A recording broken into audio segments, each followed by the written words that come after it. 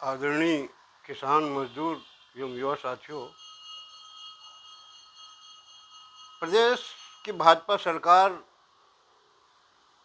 जो सुशासन त्यौहार मना रही है, उसके लिए मैं बहुत बहुत बधाई देता हूं, क्योंकि एक ऐसा घटना इस सुशासन त्यौहार में आया है जिसको सुन के आप चौंक जाओगे। भाजपा के संगठन के लोग बोलते हैं कि हम जनसेवक हैं, हमारा पार्टी संस्कारिक पार्टी है। सत्ता में बैठे लोग बोलते हैं कि हमने छत्तीसगढ़ को बनाया है, हम ही संवारेंगे। कितना लच्छेदार सब बात करते हैं, लेकिन अभी कुछ दिन पहले की बात है, गरियाबंद जिले के देवभोग में राष्ट्रपति के दत्तक पुत्र माने जाने वाले कमार जाति के आदिवासी पति पत्नी ने इस सुशासन तिहार में जिला पंचायत अधिकारी के चरण में दंडवत प्रणाम करके गुहार लगाया कि साहब, मुझको प्रधानमंत्री आवास नहीं मिला है, मुझको आवास दिला दीजिए। अब ऐसा वो निर्दयी अधिकारी, उसने कहा ठीक है, हम जांच कराएंगे, नियम के मुताबिक देंगे।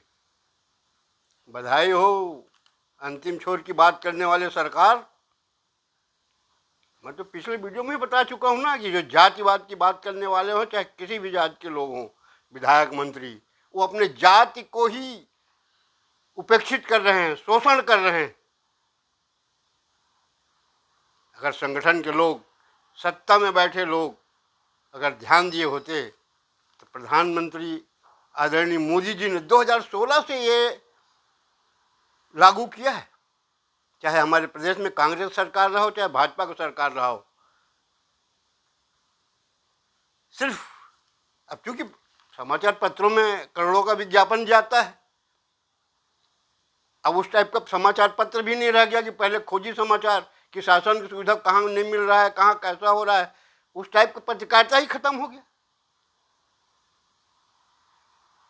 मुझको देख करके व्हाट्सएप में, इंटरनेट का ज़माना है, मोबाइल को तो कोई रोक नहीं सकता, उसमें तो सब आना ही आना है। मगर छत्तीसगढ़ सरकार की पोल खुल गया कि अंतिम छोर, अंतिम छोर। और वो तो अगर जरा भी पानी हो, सरकार में बैठे लोग और संगठन में बैठे लोग, इनको सबको इकाई से लेकर के प्रदेश तक त्याग पत्र दे देना चाहिए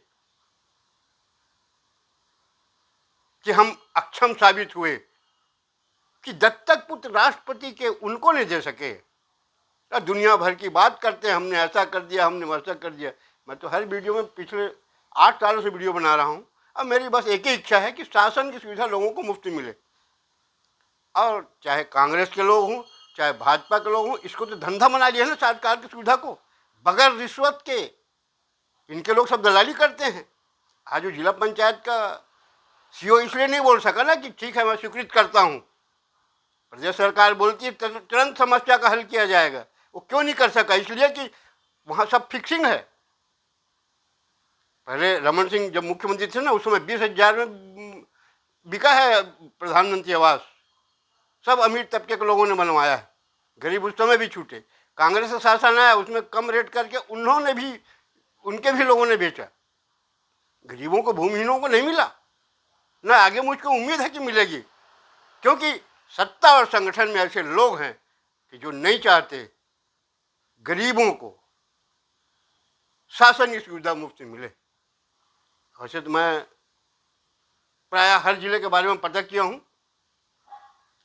वहाँ बगैर लेन देन के कोई सुविधा कहीं कोई दिलवा नहीं रहा है, चाहे कांग्रेस शासन में हो, चाहे भाजपा के शासन में हो। कोई ये नहीं कह रहा है, ना विधायक मंत्री नहीं कह रहा है। यही बोल रहे हैं, हमारे मुख्यमंत्री ने कहा था ना कि प्रधानमंत्री आवास में लड़ी होगी तो कलेक्टर जवाबदार है। आज कौन जवाबदार है? कलेक्टर के वो भी तो एडिशनल कलेक्टर है ना, जिला पंचायत सीओ। उनके पैर के नीचे कितनी शर्म की बात है प्रदेश के सरकार के लिए कि एक आदिवासी मुख्यमंत्री के रहते हैं। अब आदिवासी मुख्यमंत्री होने की मांग करते थे एक जमाने में कि वो आदिवासी मुख्यमंत्री होना चाहिए। अरे मैं जातिवाद की बात नहीं करता, मगर शासन की सुविधा गरीबों को मुफ्त में नहीं मिल रहा है। अगर कोई दावा करता है तहसील स्तर में, मैं खास करके बोलूँ मुंगेली पथरिया तहसील में, कांग्रेस या भाजपा का कोई भी व्यक्ति जो भी कार्यकर्ता और संगठन में है, ये 11 लोगों का नाम बता दे कि मैं इसको मुफ्त में सुविधा दिया हूँ, मैं 1001 रुपये इनाम दूंगा उसको। खैर उस हैसियत का मैं नहीं हूँ, मगर ये बताना चाहता हूँ कि कब तक लूटोगे, कैसे कैसे लूटोगे, किस किस तरीके से लूटोगे, और लूटते देखोगे लोगों को। धन्य हो दीनदयाल जी के नाम से परीक्षण चलाने वाले, पता नहीं क्या प्रशिक्षण दिए अपने पार्टी कार्यकर्ताओं को दीनदयाल जी के नाम से। अंत्योदय की बात करते हैं, अटल जी की बात करते हैं कि हमने बनाया, हम ही सुधारेंगे, हम ही संवारेंगे कहते हैं। वैसे पिछले वीडियो को देख करके कुछ भाजपा के ईमानदार कार्यकर्ता जिनकी आज पूछ परख नहीं है, उन्होंने फोन पर बताया मुझको कि जो जितना ज़्यादा अन्याय अत्याचार भ्रष्टाचार कर सक रहा है, उनके अच्छे दिन आ गए हैं, उन्हीं की पूछ परख हो रही है, उन्हीं का जीवन सुधार में है। हम तो सिद्धांतवादी लोग हैं, हमको तो बैठक में नहीं बुलाया जाता, बोले ऐसा बता रहे थे वो लोग। और बोले हमको बहुत दुख है कि हमने क्या सोचा था, क्या समझ के हमने संगठन तैयार किया था, आज ये पीढ़ी लूट खसोट में लगी हुई है, सिद्धांत को भूल करके। सिर्फ पैसा एक सिद्धांत है, पैसे के बल पे जी जाएंगे। बोले वो तो सत्ता में है, अब हम कुछ बोल सकते नहीं, जो होगा जैसा भी है अब अपना वो जाने, उनका काम जाने।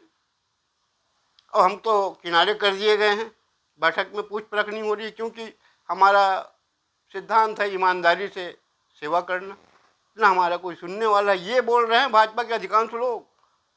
और ये जो कांग्रेस के जवाब शासन में या भाजपा के शासन में देखा गया, एक बात तो देखा गया कि संगठन के लोग जो हैं या उसमें के जो कार्यकर्ता हैं, उन्होंने बगैर भेदभाव के कोई नहीं देखा कि ये कांग्रेसी है या भाजपाई है। पैसा दे रहा है उसका काम कराओ, आज भी वैसा हो रहा है इस शासन में भी। कोई देख रहा है कि हमारे पार्टी के मतदाता हैं, हमको वोट दिए थे, वो नहीं, पैसा पहले लाइए उसके बाद काम होगा। मुझको तो बहुत दुख हुआ है कि आज राष्ट्रपति जी के दत्तक पुत्रों के हमारे छत्तीसगढ़ में ये हाल है। इसीलिए मैं बोल रहा हूँ कि मुख्यमंत्री जी जहाँ भी जा रहे हो, अपने विधायक मंत्री से बुलवाओ, पूछवाओ तो कि किसको नहीं मिला है। मगर आपके जो सलाहकार हैं, आपकी जबान बंद कर दिए हैं, वो जितना कहते हैं आप उतने ही सभा में बोलते हो, ऐसा लोग कहते हैं। ये आपके सेहत के लिए खराब है, आपकी ही बदनामी होगी। अब ये लोग तो अपने किनारे रहेंगे। आप सोचिए, मतदाता के बीच में आपके बदनामी हो रही है। अब ये जो घटना हुई है ना देवभोग वाली, इसमें तो और बहुत भयानक बदनामी हो गया है। खैर, आप मुझसे ज़्यादा जवाबदार समझदार हैं,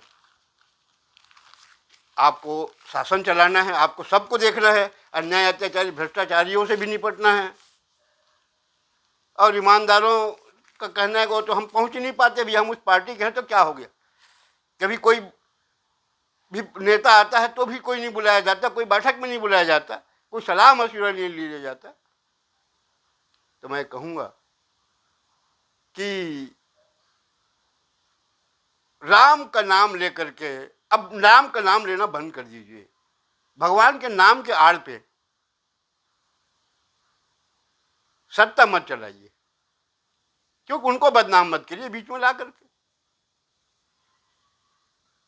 कौशल्या की नगरी है, प्रदेश है, राम का मामा घर है कहते हो। अब यही रामराज का लक्षण है। मुख्यमंत्री जी, मेरा एक निवेदन है, भ्रष्टाचार विहीन छत्तीसगढ़ बनाने के लिए आप विशेष अभियान चलाइए। हर ब्लॉक, हर तहसील में, हर गांव में, इकाई से लेकर के पूरा प्रदेश तक, तब सत्ता कायम रहेगी छत्तीसगढ़ में।